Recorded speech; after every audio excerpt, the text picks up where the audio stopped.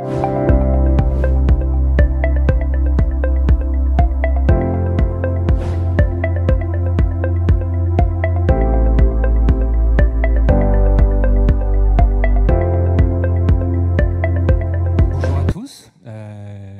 allons parler dans cette table ronde ne plus détruire.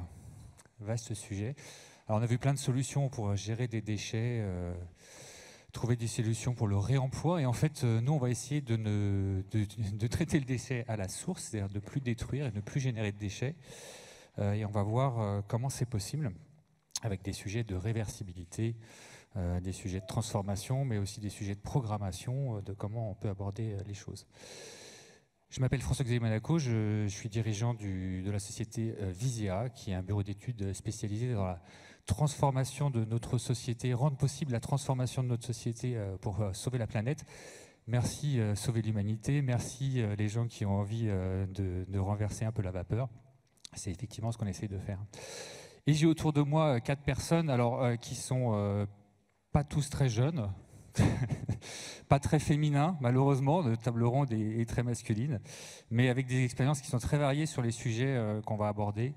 Et puis, je vais en profiter pour vous les présenter. On va être très rapide sur la présentation parce que sinon, on n'est pas par slide de 20 secondes. Et heureusement, on est quand même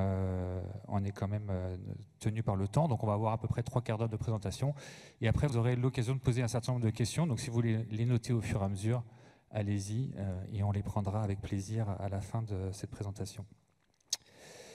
Je vais commencer par Alain. Alors, on a 2 Alains, ce qui ne simplifie pas notre table ronde, mais je vais commencer par toi, Alain Sabunjian, qui est, on va dire, l'architecte et l'ingénieur réversible.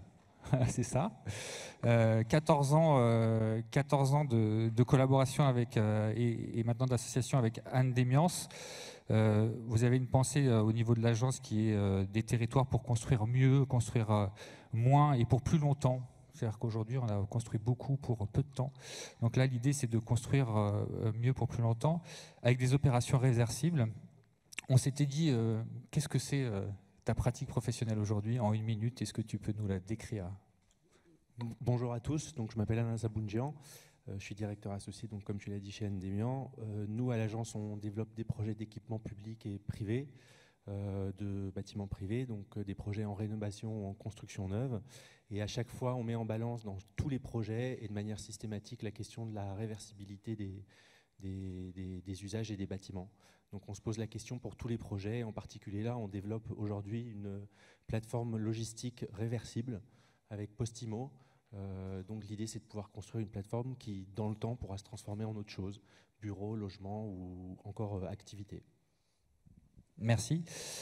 J'ai à ma droite, j'ai Frédéric Denise.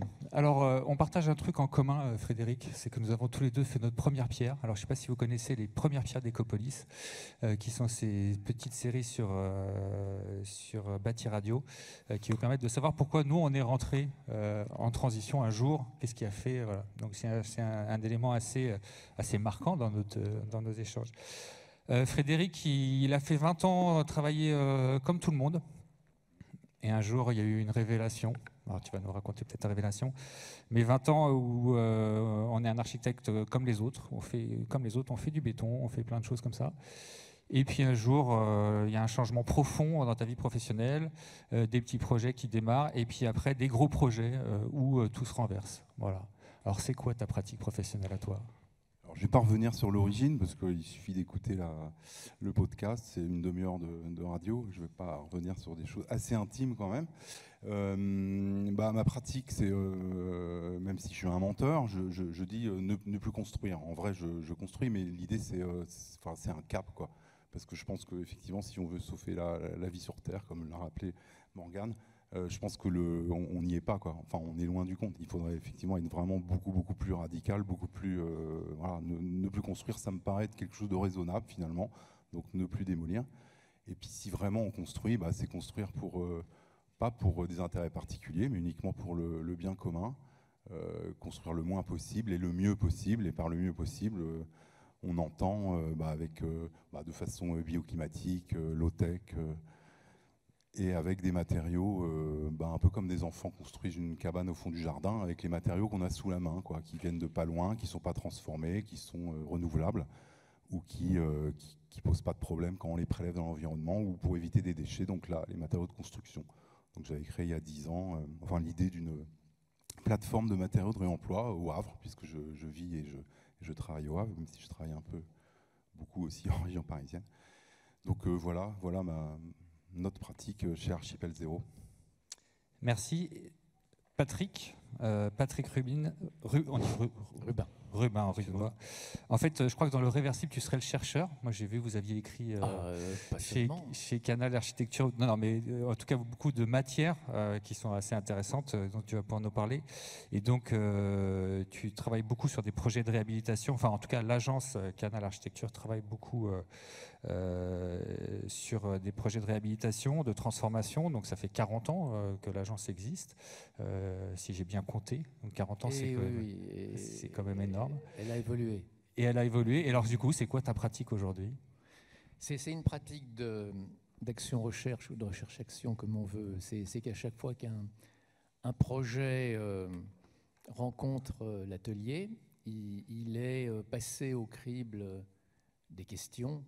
Et à partir de là, on lance des recherches. C'est comme ça que sur un sujet sur les étudiants, il y a déjà 15 ans, on avait essayé de comprendre pourquoi les étudiants étaient enfermés dans des lieux solitaires et qu'on n'arrivait pas à partager les espaces. On en faisait des sphères orphelines. Plus tard, on a réfléchi, mais pourquoi construit-on des bâtiments qui sont affectés ? Dans le mot affecté, affectation.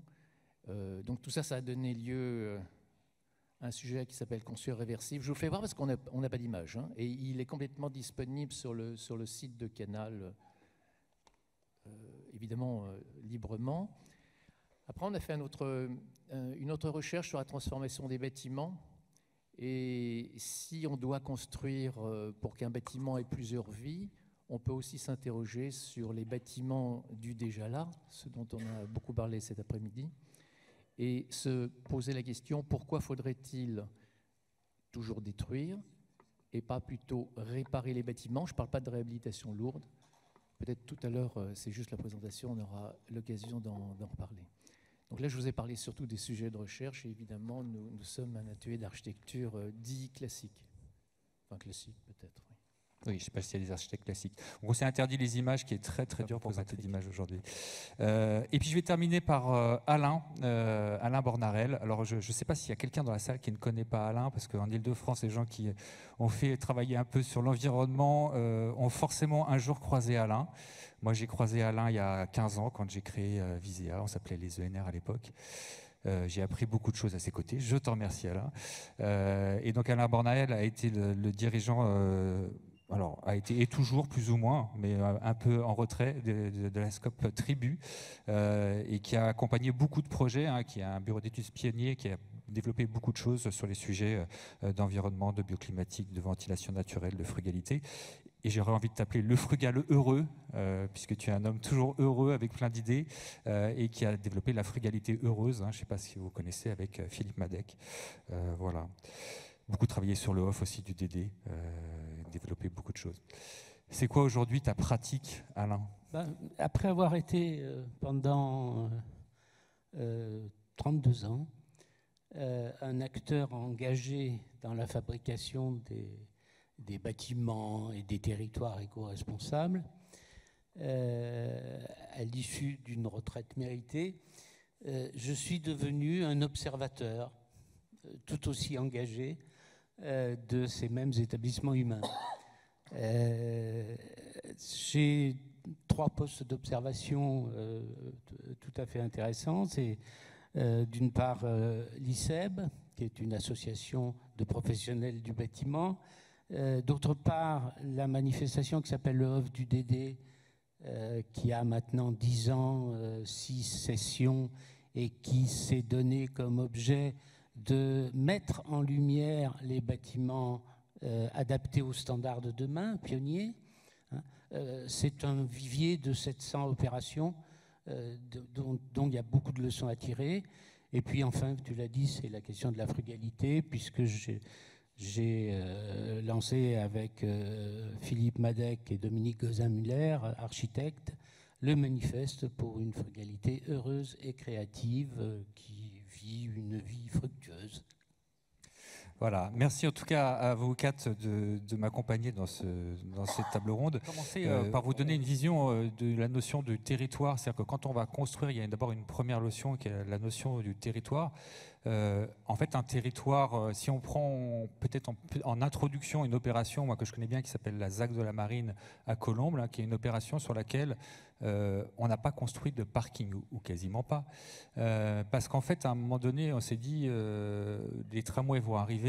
Alors en Ile-de-France, aujourd'hui, même si le développement du vélo est très très important, la voiture, aujourd'hui, dire à un promoteur tu ne construiras pas de parking, c'est un peu faire mal. Voilà. Et en fait, on a réussi en 2009 à cette opération où en fait on a été au départ essayer de créer des parkings silos pour pouvoir les reconvertir et en les rendant réversibles dans l'opération. Et en fait, devant la volonté des habitants, on a cherché des parkings, on a été récupérer des parkings. Donc la notion de territoire, c'est aussi observer ce qui se passe dans les diagnostics et essayer de comprendre comment on va pouvoir ne pas construire, ne pas démolir et profiter du territoire du déjà là. Voilà, donc c'est des éléments qui sont assez importants à aborder le territoire de cette façon. Patrick, on a évoqué un sujet qui me paraît assez important, c'est la vision Kachimetov que tu nous as partagée ensemble. J'arrive sur un site, en fait, oui. Est-ce que je détruis tout? Enfin, quelle est mon attitude par rapport au site, en fait, sur lequel je vais intervenir? Là, je vous parle d'Alexandre Chemetov, qui est le fils de Paul Chemetov, qui vient de fêter ses 94 ans, pour ceux qui le connaissent. Il a été important pour nous. Il l'est toujours et il réfléchit toujours bien. Non, Alexandre, paysagiste, architecte et paysagiste, il dit une chose assez juste, et c'est ce qui nous arrive au quotidien.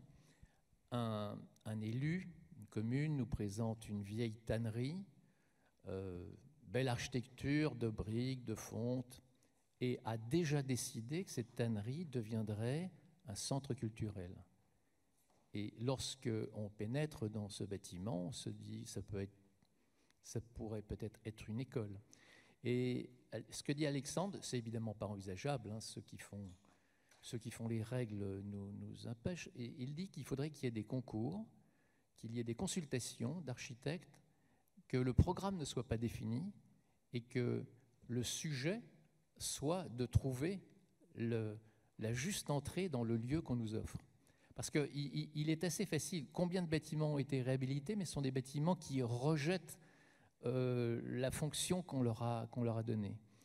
Et peut-être que le Code des marchés publics changera un jour, peut-être que des lois se mettront en place. Je vous parlerai tout à l'heure de la loi Elan et du permis d'innover, mais ça me paraît tellement essentiel que les communes soient bien conseillées, pas seulement par des architectes, mais pour dire qu'à partir du moment où il y a un patrimoine existant, et on va vers cette montée puissante du regard sur les bâtiments ordinaires, on va dire, il faudra bien qu'on les traite. Il viendra un moment où on se dira ce bâtiment peut accueillir ce type d'action, de sujet, de fonction, mais en même temps, il devra être capable à tout moment de muter lui-même. Et c'est là où on arrive à la question du réversible. Et juste, je Attention, finis tu vas trop vite. Pardon ? Tu vas trop vite, Patrick. Non, oui, non, mais c'est dire, enfin, c'est juste peut-être pour introduire pour tout à l'heure, mais il est quand même étrange que tous ces bâtiments du 19e siècle soient aptes à recevoir des activités qui n'étaient pas les leurs au départ, c'est-à-dire on reconvertit des activités, alors qu'on voit bien qu'un immeuble de bureau de 18 mètres de large n'est pas capable d'accepter, par exemple, du logement, il est trop profond. Donc, enfin, c'est toute une question... Enfin, tu feras on en reparlera parce qu'effectivement, avant, on va rester sur cette échelle urbaine. On a deux opérations que vous pouvez nous présenter, peut-être Alain et Frédéric. On peut peut-être commencer par Val-de-Roueil, dire un peu l'éco-village des Noé, si je ne me trompe pas. Comment justement l'approche urbaine va nous permettre de ne pas démolir, d'avoir une approche de réversibilité. Oui, alors, le territoire, c'est le lieu de la complexité. Une approche urbaine repose sur un programme initial qui quelquefois peut être tout à fait inapte à faire des évolutions intéressantes sur le territoire après coup. Cette notion de territoire, elle est importante. Hein. C'est un des éléments qui n'apparaît pas très bien quand on parle de frugalité, mais je le disais tout à l'heure, frugalité, ça vient du latin frugalitas, qui est la juste récolte, c'est-à-dire celle qui va rassasier la population sans épuiser le territoire. Donc cette notion de territoire, elle est au cœur même de la frugalité. Et l'exemple que je veux vous donner très rapidement, là, hein, qui est celui de l'éco-village des Noé, au Vaudreuil, près de Rouen, c'est un exemple tout simplement pour montrer que, quel que soit le programme initial, l'équipe qui va concevoir le projet peut le faire évoluer dans un certain sens tout à fait intéressant. Donc on est là sur une opération, c'est une centaine de logements à peu près, maître d'ouvrage public, une équipe qui est une équipe de conception-réalisation du reste, avec Philippe Madec comme architecte et Bouygues Construction, hein, comme mandataire de l'opération. Et un programme ambitieux mais classique. Une des choses qu'a fait l'équipe, ça a été de rendre ce programme tout aussi ambitieux mais moins classique et d'y introduire la complexité qui est celle du territoire, qui n'est pas seulement qui est un lieu de biodiversité, qui est un lieu où des gens vivent, ont des relations ensemble, etc. Et je citerai trois exemples parmi les propositions qui ont été faites par l'équipe à la maîtrise d'ouvrage et que la maîtrise d'ouvrage a accepté. La première de ces propositions, c'est de préserver une partie du terrain pour mettre en place une production horticole par une entreprise d'insertion. On est complètement dans l'objectif du ménagement du territoire, de la réparation du territoire. La deuxième proposition, c'est de créer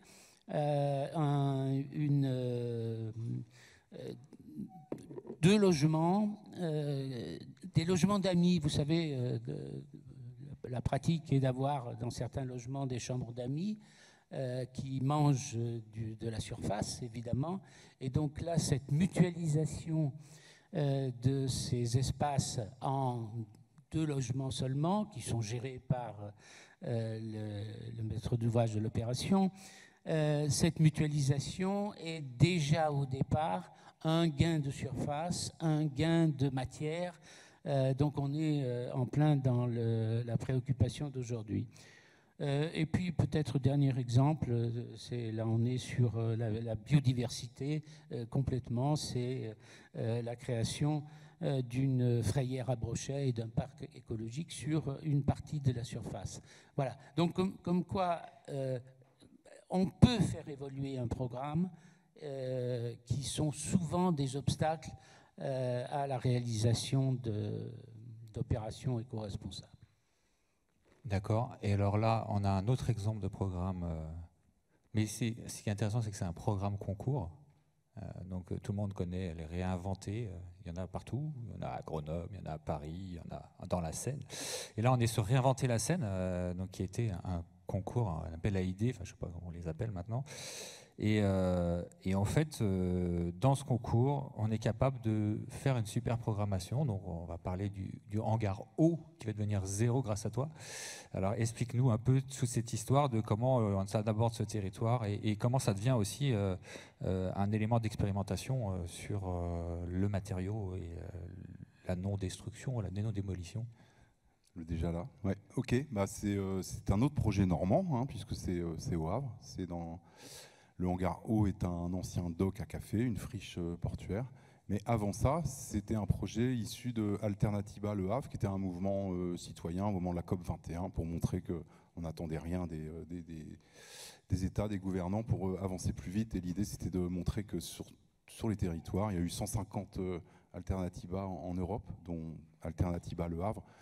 C'était de créer un village des alternatives. Ça durait un week-end et c'était pour montrer aux citoyens qu'il y avait déjà la transition écologique en marche avec partout, pourtant c'était il y a 7 ans, des alternatives concrètes qui existaient déjà dans le domaine de l'agriculture urbaine, dans le domaine de systèmes d'échange libre, de la réparation, des éco-constructeurs, etc. Et à la fin de ce week-end, on s'est dit c'est trop bête, c'est un gros travail quand même d'être tous réunis. Et on veut continuer à travailler ensemble et on cherchait un lieu. Et c'est là où il y a eu réinventer la scène sur un des sites, le hangar haut au Havre. Donc on s'est dit on va l'appeler Zéro, hangar Zéro, la même graphie qu'on a conservée pour zéro déchet, zéro carbone, zéro laissé pour compte. Et là, donc on a été lauréat et après c'était le début d'une grande aventure qui est pas finie, hein, puisque c'est toujours en réalisation. On avait vraiment pas beaucoup d'argent, on n'en a toujours pas beaucoup, donc c'est vraiment un projet assez, pas classique, c'est de l'autoconstruction participative essentiellement, mais assez ambitieux quand même, puisque c'est à l'échelle d'un bâtiment de 2500 mètres carrés de plancher, avec un petit budget d'1 million. Donc si vous faites rapidement le calcul, c'est 400 € le mètre carré. C'est pas possible de construire comme ça normalement. Mais c'est possible en fait en construisant uniquement avec les ressources du territoire qu'on a gratuitement, qu'on va glaner nous-mêmes et qu'on met en place nous-mêmes. Donc c'est vrai que c'est un lieu d'expérimentation dans plusieurs domaines, hein. Expérimentation sociale, parce qu'il faut arriver à faire vivre un lieu comme ça. C'est une coopérative d'intérêt collectif, faire des choix en commun, des intérêts qui peuvent être divergents. C'est un lieu intégratif, puisqu'à la base, c'est vrai qu'il y avait une certaine radicalité avec une base, on va dire, de militants dans la décroissance, dont je faisais partie. Mais on a intégré un peu tout le monde. Il n'y a pas que des gens qui ont cette radicalité. Et l'idée, c'est de construire ensemble, construire pour les habitants du quartier, des lieux pour réparer, il y a un petit peu de tout, hein. On fait l'agriculture, il y a un restaurant, il y a une boutique pour les artisans du hangar qui travaillent avec des matériaux de réemploi. Il y aura mon agence d'archi, Archipel Zéro, qui s'installera bientôt, j'espère. Mais ça avance pas très vite, donc il faut qu'on s'y mette tous. On utilise beaucoup la terre, le matériau biosourcé comme la paille, etc. Voilà un peu résumé le projet Hangar Zéro.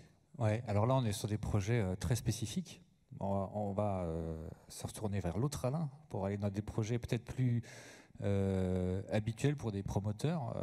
Voilà, on va partir à Strasbourg voir l'opération Black Swan, qui est une opération où en fait on a une programmation qui est très spécifique. Voilà. La question qui était posée lors du concours de Black Swan, session d'aménagement qui est située sur le quai Malraux à Strasbourg, une opération d'aménagement d'immeubles de bureaux, de logements, on va dire quelque chose de relativement classique. Donc les réponses qui ont été apportées, c'était des immeubles qui ressemblent à des bureaux, des immeubles qui ressemblent à des logements, un immeuble qui ressemble à un hôtel. Nous, on a pris la question un peu différemment. On s'est dit que de toute façon, cette programmation, elle était amenée à évoluer lors des phases de développement de projet. Et aussi, on a poussé le bouchon encore plus loin en se disant qu'on pouvait aussi transformer l'usage du bâtiment une fois que le bâtiment serait construit. Et c'est pour ça qu'on a essayé de mettre en place en fait 3 immeubles que nous on a appelés à destination indéterminée, IDI, immeubles à destination indéterminée, qui ont une structure poteau-poutre relativement simple, une façade commune, une trame de façade commune, des coursives qui englobent le bâtiment, qui se creusent pour pouvoir former des loggias pour les logements. Et en fait, la programmation, et on l'a mis à l'épreuve, elle a évolué le long du développement des études. Et donc ce principe qu'on a essayé de développer de réversibilité de bâtiments, on l'a développé sur d'autres opérations. Donc c'était vraiment l'idée de dire que on a des immeubles qui n'ont pas forcément de spécificité et qui peuvent évoluer dans le temps. Donc, et du coup, aujourd'hui, les promoteurs, ils sont demandeurs. Si tu vas les voir en leur disant, écoutez, on a fait ça à Strasbourg, comment ils réagissent? Est-ce qu'on est capable de les rendre réversibles plus facilement? Alors, ça dépend des promoteurs. J'ai envie de dire que surtout les promoteurs qui ont un patrimoine immobilier qui se posent ce genre de questions. Alors évidemment, on essaye d'embarquer d'autres personnes là-dessus, mais ceux qui ont un patrimoine immobilier ont forcément une vision et une temporalité qui est beaucoup plus longue que ceux qui vont vendre le bâtiment ou vendre les logements une fois l'opération construite. Donc la notion de temporalité, elle est forcément en jeu lorsqu'on se pose ce genre de questions, et les promoteurs qui ont un patrimoine voient beaucoup plus loin, à 50, 60 ou 100 ans. D'accord. Alors, Patrick, peut-être est-ce que tu peux, parce que tu nous as montré construire réversible. Dedans, il y a une partie, les 7 principes, je crois, ce que tu as appelé les 7 principes. Est-ce que tu peux nous faire rentrer un peu dans la réalisation de qu'est-ce que ça voudrait dire réversible? Qu'est-ce que ça veut dire quand on va faire Black Swan? Je réponds à ta question parce que tu la poses. Non, mais j'étais en train de... J'y reviendrai à la... Qu'est-ce que c'est qu'un immeuble sans destin, sans destination? Mais je réponds. Alors, nous, on n'est pas médecin. Enfin, si on a fait une ordonnance sur 7 points en se disant qu'un bâtiment épais, ça ne fonctionnait pas. Pour, par exemple, un bâtiment de bureau, vous avez déjà vu les séries Mad Men ou d'autres, les Américains. Ça fait depuis les années 50 qu'on nous dit qu'il faut que les bureaux ils aient une allée deux allées centrales autour d'un bloc café, escalier, puis après des bureaux, etc. Tout ceci, c'est très mathématique et ça donne 18 mètres. Et à partir de là, vous avez le monde entier qui fait des immeubles de bureaux de 18 mètres d'épaisseur. On ne peut pas faire de logement avec ça. Donc, en regardant la morphologie, la typologie, l'histoire de l'architecture, surtout du XXe siècle, on est très vite retombé sur la question du constructif, ce qui est assez normal pour les architectes, c'est-à-dire quels sont les dispositifs pour construire. Et je n'aurai pas le temps de vous dire tout ça, mais si ça vous intéresse, allez sur le site. Je ne sais pas si vous vous souvenez des chemins de grue, si ça vous parle, les chemins de grue, la reconstruction de la France avec les chemins de grue, Bouygues avant qu'il soit le grand Bouygues, les grues qui avancent et qui font des façades porteuses et puis des refends. Et tout ceci va bloquer la possibilité d'avoir ce qu'on appelle le plan libre dans les logements. Donc là, je vous parle des logements qui sont structurés, puis on va nous dire qu'il faut des T1, des T2, des T3, des T4. Et alors, on va briser la liberté qu'on peut avoir quand on a envie d'habiter. Je suis sûr que tous, vous avez toujours pensé qu'un mur, si on pouvait l'effacer, on serait mieux dans son logement. Et donc, entre les bureaux épais et les logements qui sont cadrés, quand on fait l'analyse et l'inventaire de tout ce qu'il faudrait ne pas faire ou tout ce qu'on pourrait faire, c'est des immeubles de 13 mètres d'épaisseur, parce qu'avec 13 mètres d'épaisseur, on peut à la fois travailler et on peut aussi avoir un double éclairage.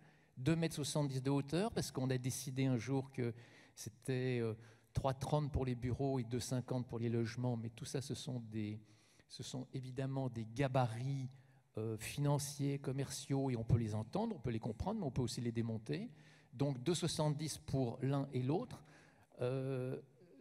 Ensuite, poteau dalle. Je suis un peu technique là, mais c'est pour toujours continuer à être dans un espace fluide et sans encombrement au plafond. Mettre des escaliers à l'extérieur, les fermer ou pas, mais ça c'est très, très intéressant pour la sécurité des personnes. Et puis faire comme on veut que la ville existe, se préoccuper des rez-de-chaussée et évidemment des parties hautes. Là, je vous ai cité, c'est à peu près les 7 points dont je vous ai parlé. Évidemment, si jamais un immeuble de bureau devient logement, il faut qu'il y ait beaucoup de salles de bain, donc on anticipe toutes les mesures conservatoires pour qu'on puisse prendre sa douche et qu'on ne ruisselle pas si par exemple en dessous c'était du logement ou du bureau chez l'autre. Et tout ceci nous a conduit à gagner un AMI lancé par le ministère du Logement en 2018 pour mettre en avant la loi Elan et son permis d'innover, et on construit à Bordeaux le premier démonstrateur réversible. Même si mon ami a déjà fait un réversible, il y a aussi un parking réversible à Montpellier, il y en a un autre qui a été fait par Bouygues à Bordeaux, je crois. Mais ce qui est intéressant, si ça vous intéresse de suivre ce sujet, c'est de dire qu'on est capable aujourd'hui de construire non genré. C'est-à-dire qu'on peut construire en en disant on construit. Donc on va moins se préoccuper de la forme, moins se préoccuper de l'esthétique héroïque. On va juste construire pour ne plus détruire. C'est d'ailleurs c'est ça, hein, c'est notre, c'est ça. En fait, construire réversible, c'est revenir à ce qui se faisait auparavant. Hein. Quand on voit, je vous parlais de centres culturels dans des monuments historiques, s'ils se prêtent aussi facilement, c'est que les capacités de construction offrent la possibilité de pouvoir faire muter des fonctions différentes. Aujourd'hui, ce que j'ai essayé de vous dire, c'est que et les bureaux sur le modèle où ils ont été pensés après la guerre et les logements, c'est à peu près dans les mêmes époques, ce sont des modèles figés. Et ce qu'on essaye de faire, c'est débrider les structures, et c'est relativement... les 7 points dont je vous parle, il pourrait être 15, c'est égal. Hein, mais alors, tu es passé un tout petit peu vite, je ne sais pas si tout le monde a suivi. Donc, à Bordeaux, ils déposent un PC qui est à la fois un PC bureau et logement, c'est ça, et qui, oui. dans le cadre du permis d'innover... Très vite. C'est ça, c'est une première en France. C'est-à-dire qu'avant, on dépose des PC pour des bureaux. On n'est pas champion pour ça. Hein. Non, mais c'est intéressant de l'avoir. C'est l'État qui décide de faire tomber les normes, enfin, ou de les simplifier. Et à un moment, dans les possibilités, et il fait appel à des gens. Est-ce que vous avez quelques propositions? Et nous, on propose de faire en sorte qu'un bâtiment puisse y accéder sous n'importe quel titre. C'est pour ça que je vous parle de destin, destiné, destination. C'est les mots. Hein. Vous l'avez sur le CERFA, vous savez, cet imprimé administratif. Vous avez plusieurs cases et on vous dit agricole, habitat, bureau, hôtel et tout. Et nous, ce qu'on a proposé, il a fallu 4 ans pour y arriver, hein, c'est de dire non pas d'inventer une autre case. On a bien essayé, mais c'était impossible. On a juste fait en sorte que le maître d'ouvrage puisse signer, c'était le bureau et ou logement. Ce qui veut dire que l'immeuble peut à tout moment muter. Ça vous paraît normal. Pour les plus âgés, ça vous paraît encore plus normal parce que jusque les années 1969, les immeubles n'avaient pas de destination. Et désormais, et c'est normal pour planifier un pays, il faut plutôt savoir qu'est-ce qu'on va faire comme bureau, comme logement, comme activité. Alors, on va renvoyer la balle à Frédéric, parce que je crois que Frédéric, lui, dans l'expérimentation et dans le tout azimut, tu as des opérations où tu de rupture un peu par rapport à ce qui existe, ou voilà, tu arrêtes de... Quoi, tu quittes la norme. Oui, par la force des choses, parce qu'il faut faire avec des matériaux qui ne sont pas... il faut faire, donc, je reprends l'exemple du hangar 0, à vraiment très low cost, donc construire avec des matériaux qui ne sont pas forcément des matériaux traditionnels, enfin, en tout cas leur mise en œuvre n'est pas traditionnelle, donc il faut bien expérimenter. Je voulais rebondir un petit peu sur ce que disait Patrick, parce que la table ronde est intéressante si on n'est pas d'accord. Et c'est sûr que la réversibilité, c'est intéressant pour éviter sa déconstruction un jour, enfin que ça puisse durer plus longtemps, mais ça dépend dans quelle main c'est fait, enfin par qui et pourquoi. Parce que en fait, cette indétermination du programme autorise presque des promoteurs à construire pour construire, quoi. On construit, on ne sait pas encore ce que ça sera, mais on construit parce qu'on peut construire là et on a intérêt à construire. C'est quelque chose qui me gêne un peu. Voilà. C'est un risque. Et sinon, pour repartir... Oui. Et du coup, sur le phare, on peut parler du phare? Oui, alors donc le hangar 0, on ne s'est pas arrêté là. L'idée, c'était effectivement d'expérimenter une façon de construire avec des matériaux, avec même du carton, du papier, des cheveux, beaucoup de choses qu'on mélangeait à la terre, tresser des lames de volets roulants, des choses comme ça. Ensuite, l'idée, c'est de les prouver, c'est un lieu d'expérimentation pour ensuite le réaliser sur d'autres projets. Il y a eu la ferme des possibles à Stein, où on a été assez loin dans le bois, terre, paille, matériaux de réemploi, à un coût pareil, enfin assez maîtrisé, hein, puisqu'on est sorti en fin de chantier à moins de 1300 € le mètre carré pour un bâtiment de 2000 mètres carrés. Et puis là, on essaye de, on va dire, recaser ces idées-là dans un projet un petit peu plus institutionnel, qui est la surélévation du phare, PHARES, qui veut dire pôle d'hébergement, d'activité de réinsertion et non, enfin c'est pas, enfin vous voyez, une coopérative d'associations qui fait de l'insertion. On va surélever en mettant, en essayant d'aller très loin dans le, on va dire dans l'économie circulaire, dans le réemploi, notamment en structure. On veut faire de la structure en acier de réemploi, qui pour nous paraît le stade ultime en fait actuellement de ce qu'on peut faire en gain pour l'environnement. C'est non pas de construire en bois, mais c'est de construire avec de l'acier de réemploi. Je pourrais développer, mais ce serait un petit peu long. Enfin, donc on essaye d'expérimenter tout ça et que tout ça soit accessible à des entreprises d'insertion. Et ce qu'on essaye de faire également, c'est de retrouver un petit peu l'écosystème qu'on a mis au point au Hangar 0, où il y a un effacement, on va dire, des limites entre les rôles du maître d'ouvrage, du maître d'œuvre, des utilisateurs et des entreprises. C'est-à-dire que c'est un lieu en fait qu'on conçoit avec les futurs usagers, en faisant intervenir des entreprises d'insertion pour prototyper des modes constructifs qui n'ont jamais été faits avant. Donc il faut arriver à savoir combien ça coûte, donc combien de temps ça met à le faire, pour ensuite le reproduire ailleurs. Voilà, donc cet effacement en fait des rôles me paraît important pour ce type de lieux, justement qui sont un peu des lieux hybrides dans lesquels on veut mettre en œuvre des process non traditionnels, bien choisir son bureau de contrôle et coopérer entre on va dire tous les acteurs du bâtiment pour non pas la concurrence mais la coopération.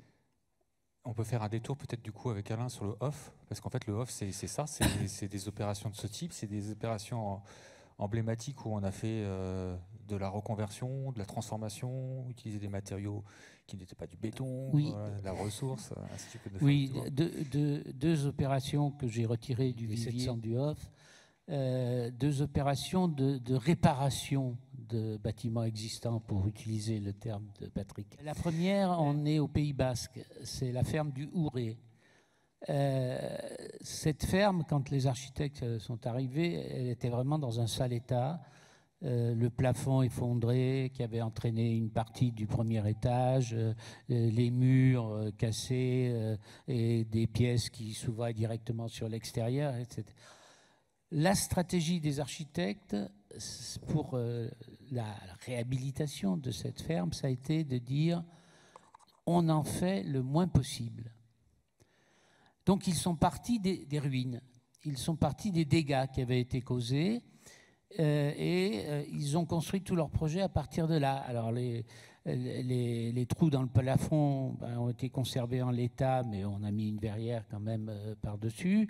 Les locaux qui étaient complètement sur l'extérieur ont permis de créer des espaces dedans, dehors, avec des ouvertures sur le paysage et en ne fermant que les endroits qu'ils estimaient devoir être fermés.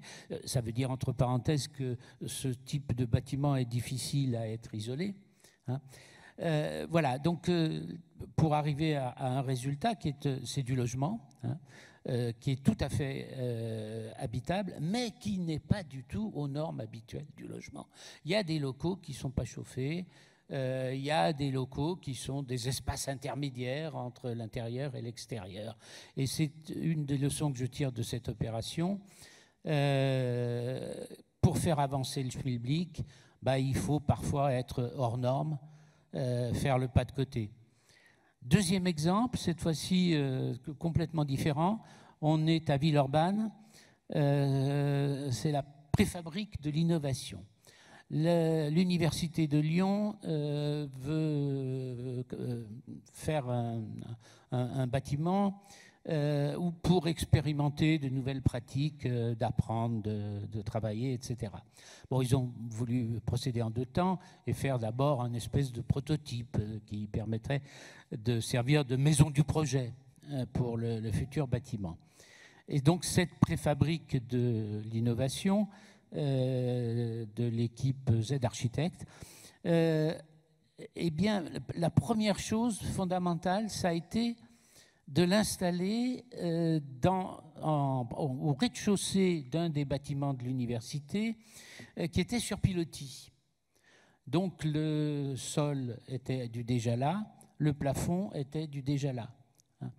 Il ne restait plus à faire que les murs. Et en plus, il y avait un objectif de démontabilité, puisque c'était la maison du projet, donc quelque chose de provisoire, et puis éventuellement de reconstruction possible ailleurs.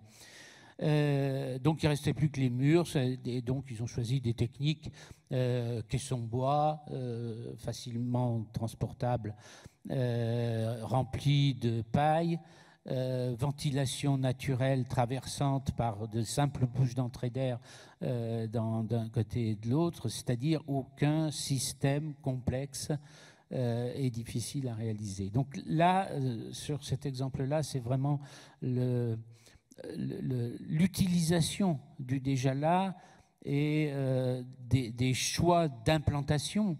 On est donc très en amont du projet, des choix d'implantation qui prennent en compte déjà ces préoccupations du minimum de ressources consommées. Alors, on est quand même avec l'OF du DD dans des opérations sans doute pilotes, en tout cas dans des opérations un peu comme aujourd'hui, on est dans l'économie circulaire en Ile-de-France. Ce sont des opérations banales. Ouais. Entre parenthèses, j'ai oublié de citer le nom des architectes du Houret, c'est le collectif Encore de Pau. Très bien. La question, c'est la question de la norme. Est-ce que la norme peut nous aider demain à évoluer ? On a évoqué tout à l'heure le permis d'innover que tu as utilisé à Bordeaux.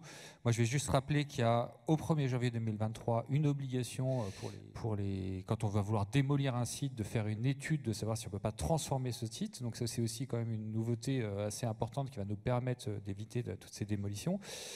Et Alain, tu voulais évoquer la fusion un peu des normes. Est-ce qu'on a encore le temps rapidement d'évoquer Oui, non, mais très rapidement, en fait, on se rend compte que l'idée, c'est quand même d'unifier les normes, en particulier pour la sécurité incendie, que ce soit la loi Elan ou la loi ESSOC. Tout à l'heure, Patrick l'a évoqué. On s'achemine quand même vers des règles communes aux différentes destinations, que ce soit des bureaux, des logements, un équipement, un ERP. C'est compliqué à mettre en place et à évoluer, mais c'est en tout cas en train de bouger. Voilà. Je sais que c'est en cours de mouvement et qu'il y a différentes commissions qui sont en train de se réunir pour essayer d'unifier tout ça. Voilà, donc la norme va peut-être nous rattraper pour nous aider en fait à transformer, à rendre plus réversible, puisqu'on devra aussi au 1er janvier. Et on peut transcender la norme, mais ça, on sait faire. On a des gens autour de nous qui nous ont montré l'exemple qu'on savait transcender la norme. La difficulté, c'est qu'au bout d'un moment, si on veut transformer de l'expérimentation à quelque chose de plus national, on va dire, en tout cas qui va toucher tout le monde, la norme. J'ai une dernière question. Il y a des opérations, je ne sais pas si vous avez entendu parler, en Ile-de-France, on a une opération un peu emblématique en ce moment avec beaucoup de béton qui doit être démoli, et il y a une pétition sur le sujet pour éviter que cette tour soit démolie, qui se situe plutôt dans le sud de Paris. La question c'est, et c'est la dernière question, et là je vais vous laisser vous enflammer, est-ce que ça coûte moins cher de rénover ? Et est-ce que ça coûte plus cher ? Est-ce qu'en fait on a du sens à pas démolir les objets, ou est-ce que est-ce que la démolition est assez difficile ? Voilà, je vous laisse essayer de répondre à cette question très rapidement avant qu'on passe aux questions. Est-ce que vous avez des éléments à nous apporter ? Moi, rapidement, oui, parce qu'on a tous un avis là-dessus. Moi, j'ai envie de dire, ça dépend.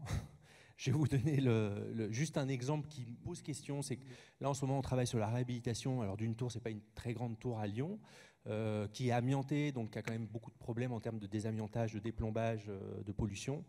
Et on se rend compte, le maître d'ouvrage nous dit, pour pouvoir payer l'opération de réhabilitation de cet objet, qui présente un intérêt, je ne vais pas le nier, pour pouvoir payer la réhabilitation, on va construire à côté, on va densifier la parcelle.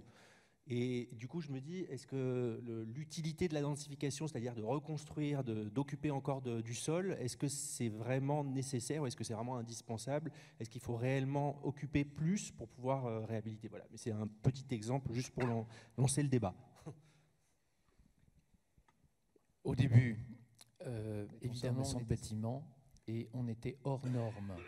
Parce que longtemps, on a dit qu'on pouvait être un peu vagabonder dans les vieux bâtiments.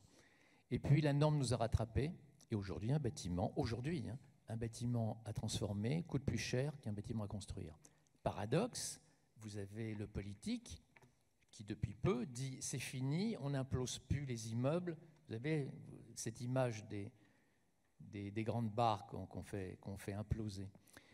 Il ne peut plus parce qu'il ne sera pas réélu, il ne sera pas dans cette assemblée. Et parce que c'est quand même notre conscience collective.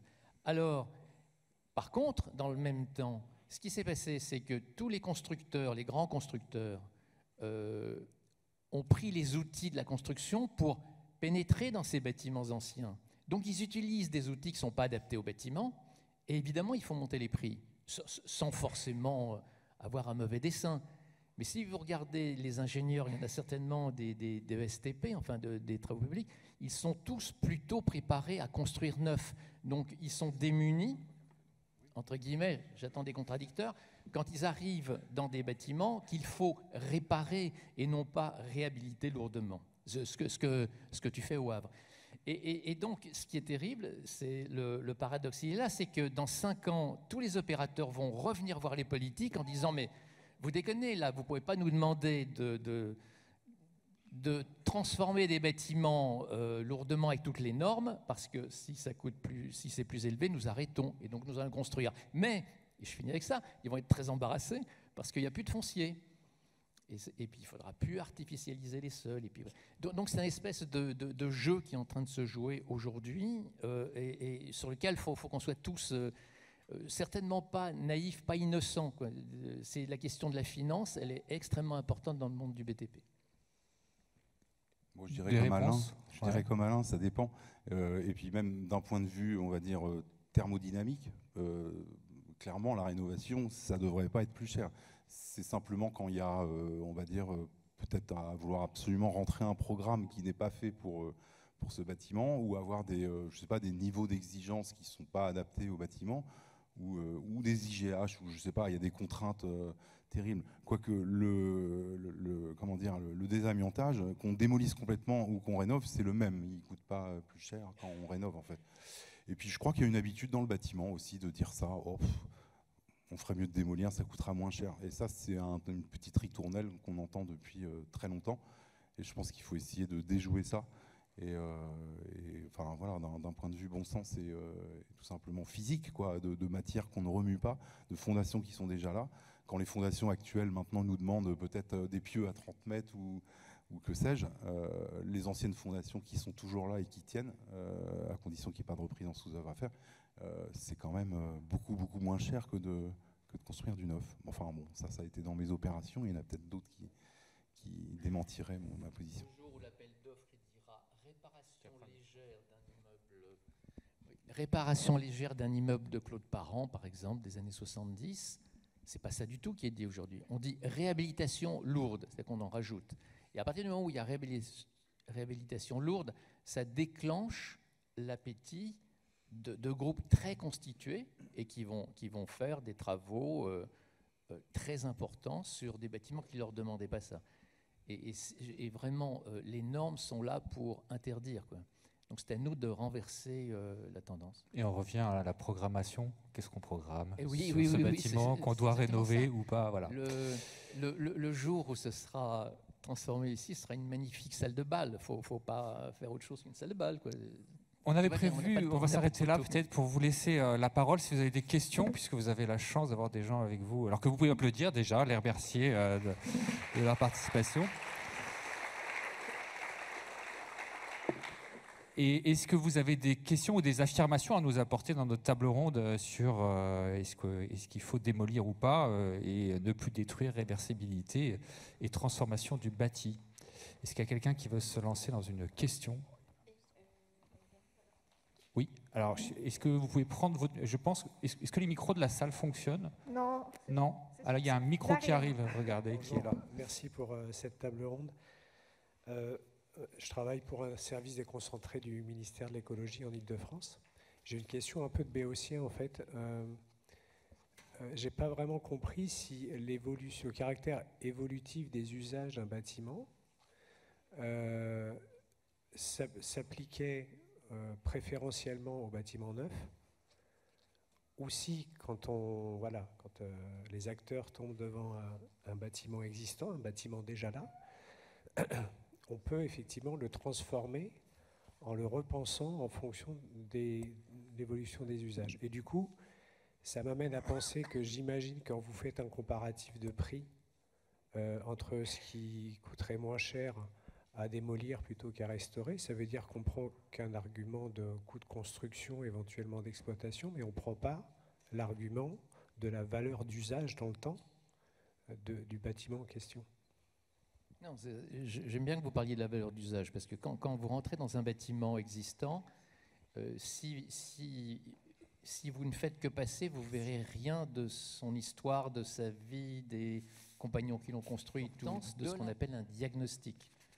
Et là, vous allez comprendre si l'usage dont parlait Chemetov est juste quand on vous a donné le programme. Ça, c'est un bâtiment tel qu'il est. Je dirais que 7 sur 10 sont tout à fait sauvables, si je peux m'exprimer ainsi. Et il suffit de les regarder, j'ai envie de dire, de les apprécier, de les aimer, de les comprendre, et surtout de se rendre compte qu'il y en a d'autres qui sont passés avant nous, et que si on a une inculture totale, oui, on va dire, pour construire réversible, c'est en fait, on construira moins demain qu'on va récupérer des bâtiments existants. C'est ce qui nous regroupe, toute notre communauté aujourd'hui. C'est bien ce sujet, ne plus détruire, faire attention, ne plus gaspiller. Et donc, le vrai sujet, il est sur la transformation, sur la réparation de l'existant. Mais par contre, on va continuer à construire, et il faut plutôt être attentif à construire de manière à ce qu'à tout moment, le bâtiment ait une autre vie. Un bâtiment, aujourd'hui, il peut durer 40 ans quand il n'est pas très bien construit. Et il y a vraiment beaucoup de cas quand ils ne sont pas forcément bien construits.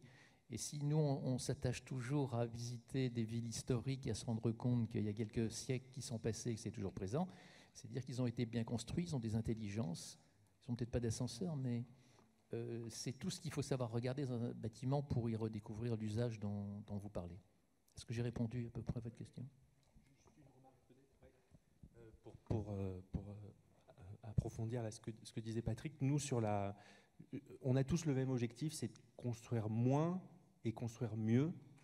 Et l'étude qu'on a menée sur les bâtiments qu'on construit aujourd'hui réversibles pour le coût de transformation d'un programme à l'autre, alors on a fait l'étude juste pour bureau à logement ou logement à bureau, on a estimé le coût de rénovation quand le bâtiment est bien pensé, on a estimé le coût de rénovation, enfin de changement d'usage à 800 € du mètre carré. Voilà, c'est un coût qu'on a regardé avec des économistes et qui est donc beaucoup moindre, entre guillemets, qu'un coût de réhabilitation lourde, malgré le fait qu'on a posé la question tout à l'heure de la réparation. Mais voilà, on l'a estimé à 800 € pour pouvoir transformer l'usage d'un bâtiment qui serait bien construit pour pouvoir accueillir différents usages. Oui, bonjour, Sophie Deschiens. Bon, je suis conseillère régionale déléguée à l'économie circulaire, donc auteur de la stratégie régionale, la fameuse SREC, qui a été adoptée dans cet hémicycle en 2020. Je voudrais revenir sur ce que vous disiez, messieurs les architectes, sur une expérience que je vis actuellement sur ma commune. Vous avez parlé de réhabilitation lourde ou de démolition, et vous avez à juste titre mis en avant que les élus, nous les élus locaux, nous devions être particulièrement fermes là-dessus. Vous pensez bien que j'essaye que ce soit le cas chez moi. Il y a un phénomène dont vous n'avez pas parlé, qui est celui du propriétaire.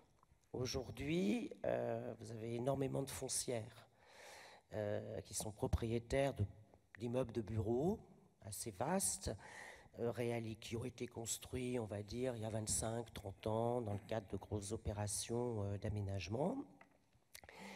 Les occupations de ces locaux, les baux, viennent à échéance, et avant de renouveler, ils viennent vous voir, pour vous demander des certificats d'urbanisme, de conformité, donc vous savez ce que ça veut dire, ce que ça signifie, parce qu'en raison du SDRIFE, ils savent tous que nos PLU, nos SCOT, etc. vont évoluer à la baisse. Mais là, aujourd'hui, nous sommes contraints, quelque part, de délivrer ces conformités qui disent ce que ça signifie. Vous pourrez après continuer à refaire l'immeuble ou démolir l'immeuble et reconstruire à l'existant actuel. Voilà. Donc moi, je voulais savoir ce que vous pensez de cela, parce qu'ils viennent nous voir, ils nous font pression. Oui, vous comprenez, on ne pourra pas relouer notre bien, il faut le remettre aux normes, puis ça ira beaucoup plus vite en démolissant. Voilà. Malheureusement, vous avez des architectes, c'est comme partout, hein, qui suivent, puisqu'ils arrivent avec des projets. Donc je voulais savoir si c'est quelque chose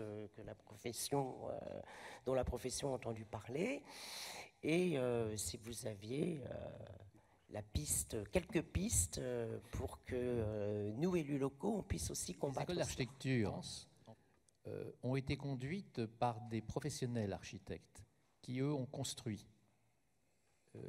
ma génération, disons, même si je me suis un peu échappé.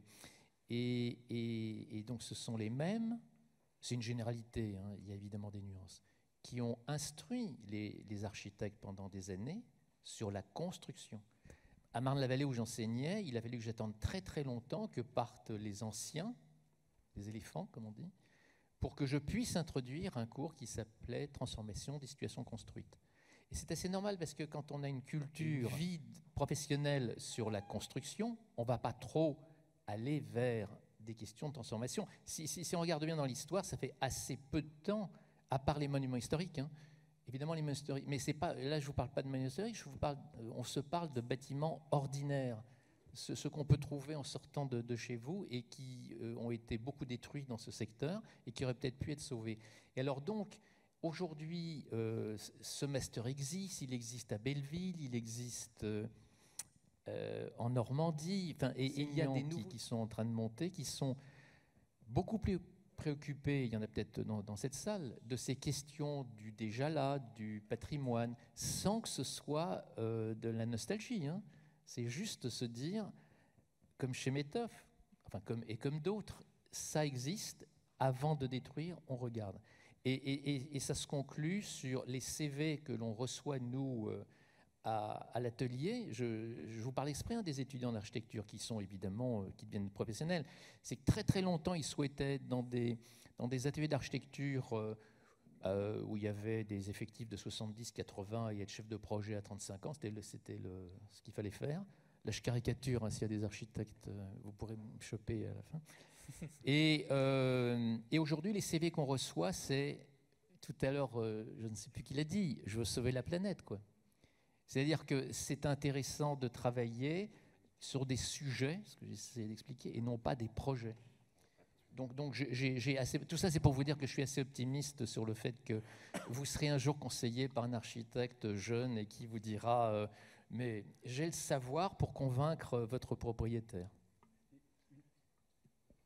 Je vais être beaucoup plus prosaïque, beaucoup plus technique que Patrick. Nous, ce qu'on utilise à l'agence, c'est on réalise le bilan carbone de la démolition-reconstruction. Et avec ces chiffres-là, quand on parle en kilomètres carrés de forêt conservée, on arrive parfois à convaincre des maîtres d'ouvrage. Voilà, bon, je veux dire, là, le carbone, le poids carbone d'une conservation de structure, évidemment, ça n'a rien à voir avec le poids carbone d'une construction nouvelle.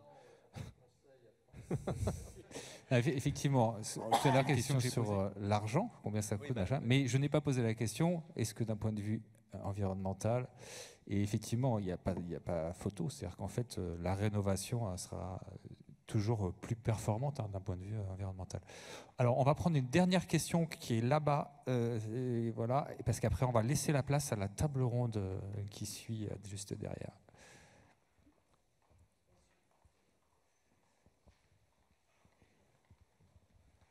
Merci beaucoup. Hamman Mohamed, architecte. Vous avez parlé de chemin de grue. Vous avez fait référence à ces architectures après-guerre.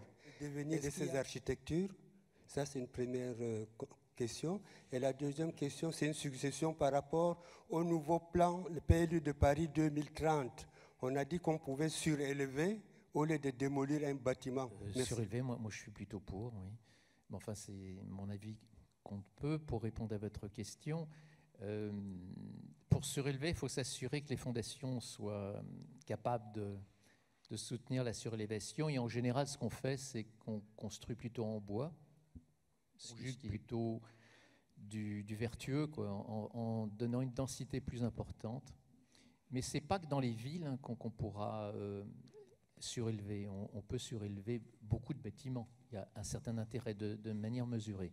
Et votre première question, c'était sur les chemins de grue. Non, mais ça, c'est une histoire ancienne. C'est parce qu'il fallait construire. On construisait beaucoup plus de logements qu'aujourd'hui. Enfin, la reconstruction, c'était...